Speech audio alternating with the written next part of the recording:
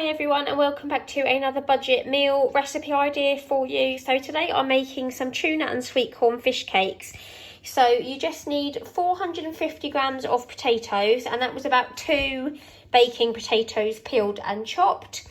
And then you obviously need your tuna, so just got 2 tins of tuna there. You need 198 grams of sweet corn, so it's kind of one of the normal size tins, but I'm actually using frozen sweet corn, so I've got that. And then it says either parsley, but I'm using mixed herbs, just a teaspoon, because that's what I had in the cupboard. So instead of buying parsley, I'm just going to put in a teaspoon of mixed herbs.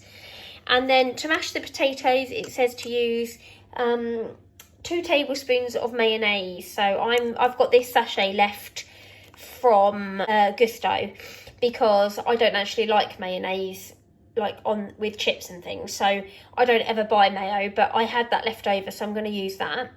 So you need 2 tablespoons of mayo, and then you also need 2 eggs just to roll the fish cakes in to coat in breadcrumbs.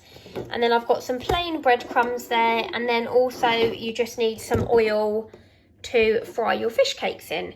So it's super easy. I'm just going to put my mash on to boil, and then when they're ready to be mashed, I will show you the rest of the process. Okay, so I've cooked my mashed potato and just mashed it there. I haven't put any butter or anything in because I'm going to be mixing in the mayonnaise. So you need to put your couple of tablespoons of mayonnaise in. I've got a 30ml sachet here, so that's probably around 2 tablespoons. So I'm going to pop that in, and then I'm going to just do a teaspoon of mixed herbs. You could do parsley if you've got parsley, but I don't have any, so I'm just going to use what I've got. So you just want to give that a mix through the mashed potato. So you could add chives, or you could add parsley or mixed herbs, or if you didn't like herbs, you could maybe just add some salt and pepper. Just whatever you've got really that you think will work. So I'm just going to give that a good mix. If you don't eat mayonnaise, you could probably just put butter in your mash. I don't actually like mayonnaise on the side of things, but I don't mind it in things like this because it kind of just mixes in. Okay, so we've got that. And then we're going to put in our sweet corn.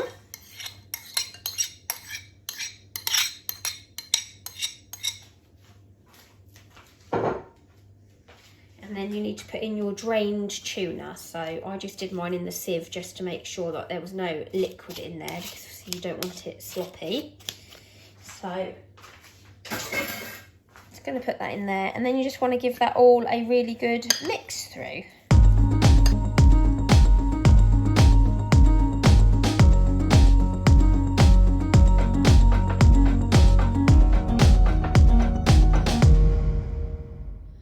Okay, once that's mixed through, you just want to form them into fish cakes. So just kind of going to get a sort of handful amount and just kind of form them into fish cakes.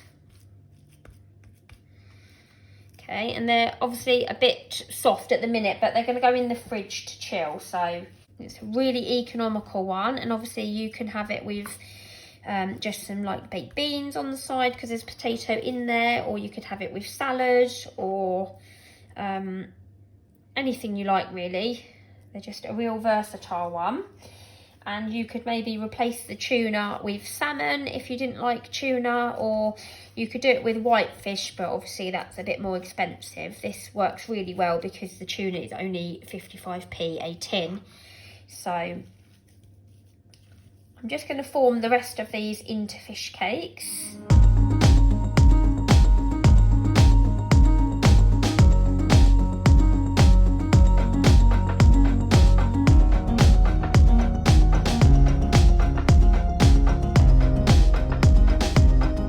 Made 8 tuna sweet corn fish cakes, and I'm just going to pop those in the fridge for a couple of hours just so that they can firm up a bit.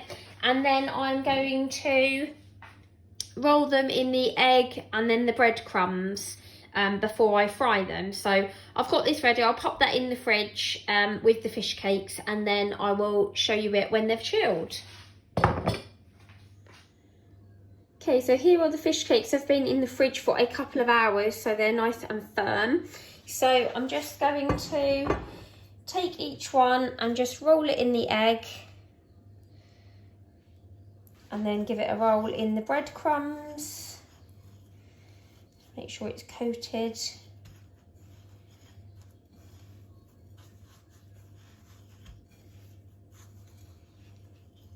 That's it, and then just pop them back on my plate. Just going to repeat that for each one.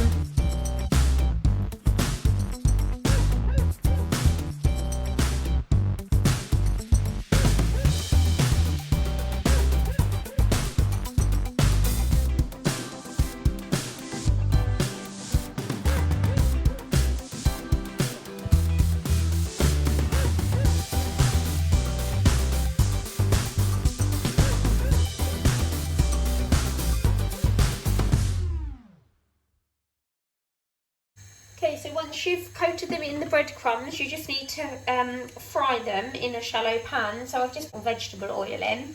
I'm just going to bring that to temperature, and then just going to gently fry. I probably won't get them all in at a time, so I'll probably do 2 batches.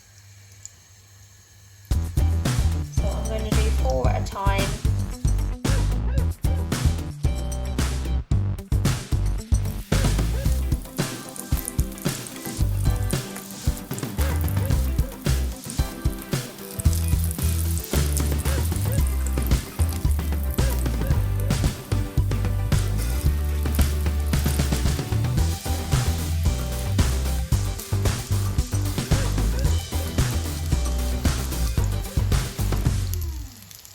And here are the fish cakes already. So obviously you could either eat them just straight out of the pan, or you could now freeze them or pop them in the fridge and then just put them in the oven to sort of heat them through. Probably wouldn't microwave them because obviously they'll go a bit soggy. So yeah, that's the finished item. And they're a really good size, and they come in, if you think 2 per person, they come in about 45p per portion. So that's really good. I mean, the kids might even just want one big one with some beans or salad or something on the side.